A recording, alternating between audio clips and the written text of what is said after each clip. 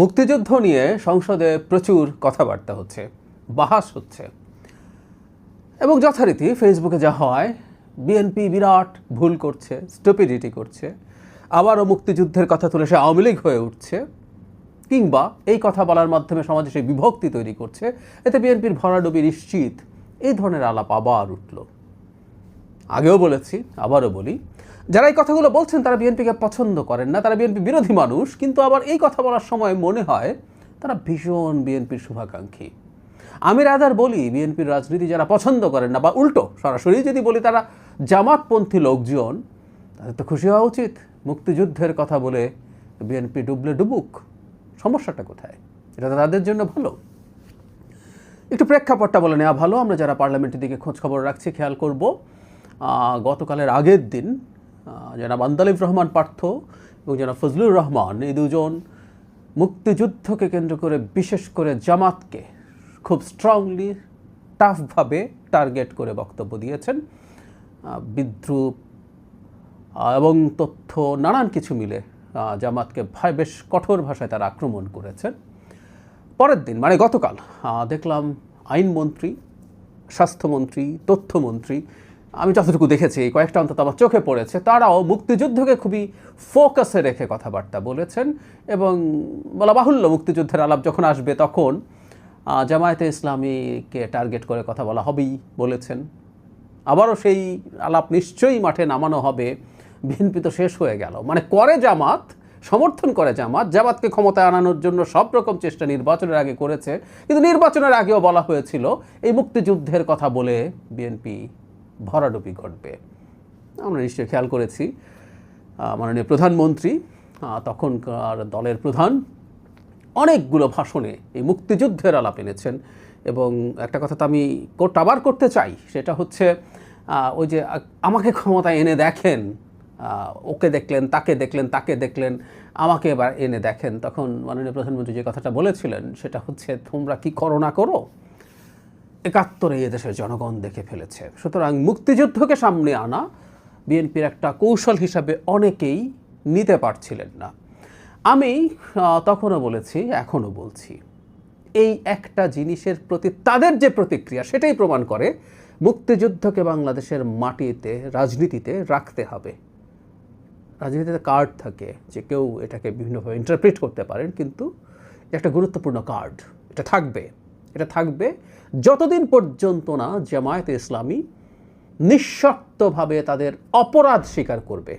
এই যে অপরাধটা বলছি, এই অপরাধ শুধুমাত্র রাজনৈতিক সমর্থনকেও আমি অপরাধ হিসাবে দেখতে চাই। জামায়াত ফৌজদারি অপরাধে জড়িত ছিল, জামায়াতের লোকজন, কোনো সন্দেহ নাই। তারা কোলাবোরেট করতে গিয়ে নানা রকম মানবতা বিরোধী অপরাধ এবং যুদ্ধাপরাধে জড়িত হয়েছিল। কিন্তু তর্কের খাতিরে বলছি, যদি সেটা তারা নাও করে থাকে, যখন 25 মার্চ রাতে, মানে 26 মার্চ হয়ে গেল, এই জাতির ওপরে যখন মারাত্মক ধ্বংসযজ্ঞে, হত্যাযজ্ঞে নেমে আসলো পাকিস্তান মিলিটারি, তারপরও তথাকথিত রাজনৈতিক সমর্থন দেওয়ার চাইতে বিভৎস কিছু হতে পারে না। এই তথাকথিত রাজনৈতিক সমর্থন itself is a crime, is a criminal offence. সেটা স্বীকার করে মাফ চেয়ে আসার আগ পর্যন্ত এই আলাপটা চলবে। মজার ব্যাপারে তা আওয়ামী লীগ হয়ে যাবে, ওটা হয়ে যাবে, সেটা হয়ে যাবে, বিএনপি ভরাডুবি ঘটবে। ঘটেছে কি? ঘটে নাই। বিএনপি বেশ ভালো বিজয় পেয়েছে, বেশ বড় বিজয় পেয়েছে। প্রতিদ্বন্দ্বী মানে বিদ্রোহী ক্যান্ডিডেট যদি না থাকতো, আমি এই তথ্যটা হয়তো অনেকেই জানেন, যে বিদ্রোহী থাকায় ভোটের সরল যে পাটিগণিত, তাতে দেখা গেছে 28 জন বিএনপি প্রার্থী জিততে পারেননি 28টা সিটে। এর মধ্যে 7 জন হচ্ছে স্বতন্ত্র, যারা বিএনপি করেন, আর 21টা সিট জামাত পেয়ে গেছে, যেখানে বিএনপি এবং স্বতন্ত্র প্রার্থীর মধ্যে ভোটের কাটাকাটি ঘটেছে। তাহলে আরও 21টা যদি যোগ করা হয়, পরিস্থিতি কেমন হতো আমরা বলতে পারি। যাই হোক, এই বিজয় প্রমাণ করে বিএনপি তার রাজনৈতিক কৌশল হিসাবে, রাজনীতির জন্য যে জিনিসগুলো মাঠে নিয়ে নেমেছিল সেগুলো এফেক্টিভ ছিল। ওই যে বললাম, জামাত করেন তারা, জামাতের শুভাকাঙ্ক্ষী শুধু নন, তার পক্ষে অ্যাক্টিভিজম করে জামাতকে ক্ষমতায় নিয়ে আসার চেষ্টায় যারা ছিলেন, তারা নাকি কান্না কাঁদছিলেন যে বিএনপি তো ক্ষতি হয়ে গেল, বিএনপি তো ডুবে গেল, কেন মুক্তিযুদ্ধের কথা, বিএনপি কেন আওয়ামী লীগ হয়ে উঠছে, বিএনপি কেন বিভাজন তৈরি করছে। বিভাজনের প্রসঙ্গে একটু আসি। সেটা হচ্ছে, আমি আগেও বলেছি, আবারও একটু বলতে চাই, প্রসঙ্গ যেহেতু উঠলই, গণতন্ত্র মানে বিভাজন তৈরি করা। আমি রিপিট করছি কথাটা, তার মানে আমি এটা সজ্ঞানে বলছি। গণতন্ত্র মানে বিভাজন তৈরি করা।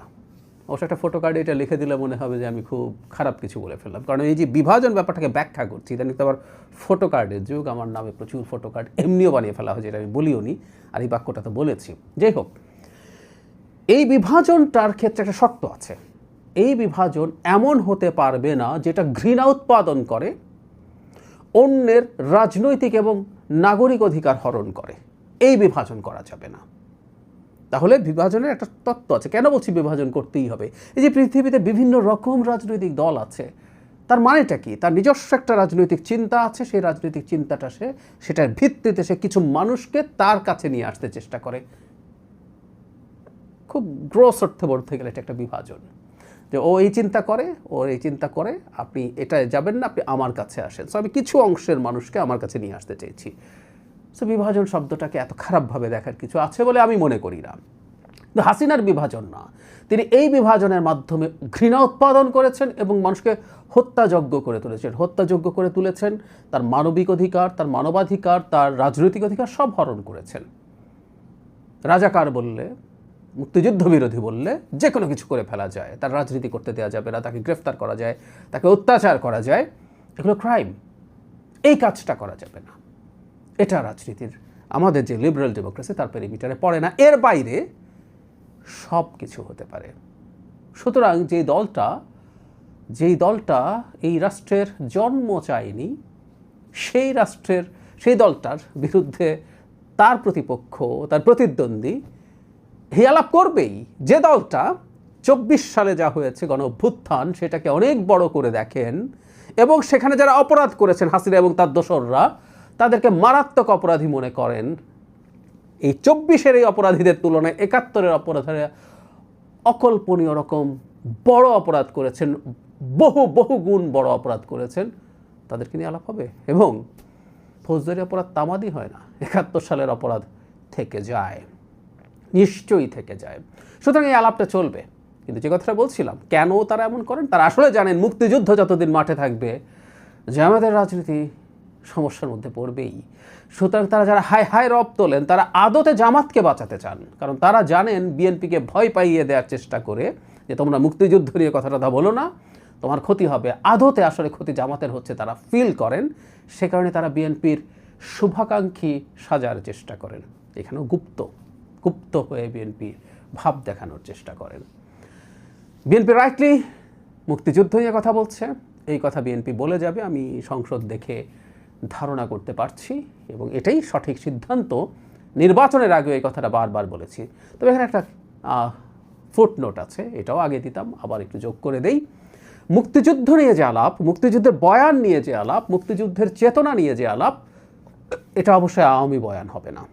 মুক্তিযুদ্ধকে আওয়ামী লীগ একটা সময় পর্যন্ত তার ফ্যাসিস্ট ন্যারেটিভের পার্ট তৈরি করে ফেলেছিল, বানিয়ে ফেলেছিল, এবং সেখানে সে তার মতো করে ইতিহাস জনগণের উপরে চাপিয়ে দিয়েছিল, এক ব্যক্তিকে প্রধান বা একমাত্র করে তোলার জন্য যা ইচ্ছে তা করেছে। এমনকি এর বাইরে কথা বলাটাকেও অপরাধ হিসাবে ডিফাইন করার চেষ্টা করেছে আইনে।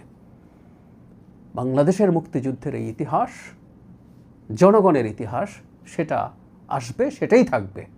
সুতরাং আমরা যখন মুক্তিযুদ্ধের কথা বলি, ইতিহাসের কথা বলি, চেতনার কথা বলি, সেটা আওয়ামী মুক্তিযুদ্ধের ইতিহাস বা চেতনার কথা বলি না, এটা জনগণের এবং সর্বজনীন ইতিহাস এবং চেতনার কথা বলি। সুতরাং সেটা চলবে, এবং সেটা যতই চলবে ততই বিএনপির তথাকথিত শুভাকাঙ্ক্ষীরা এসে বিএনপিকে সতর্ক করার চেষ্টা করবেন, এবং যতবার তারা সেটা করবেন, বিএনপির বোঝা উচিত হবে তারা ঠিক সঠিক পথে আছেন। মুক্তিযুদ্ধ নিয়ে কথা বলতে হবে, এবং তাদের ভাষায় যে বিভাজনের কথা বলছেন সেটাকে কেয়ার করা যাবে না।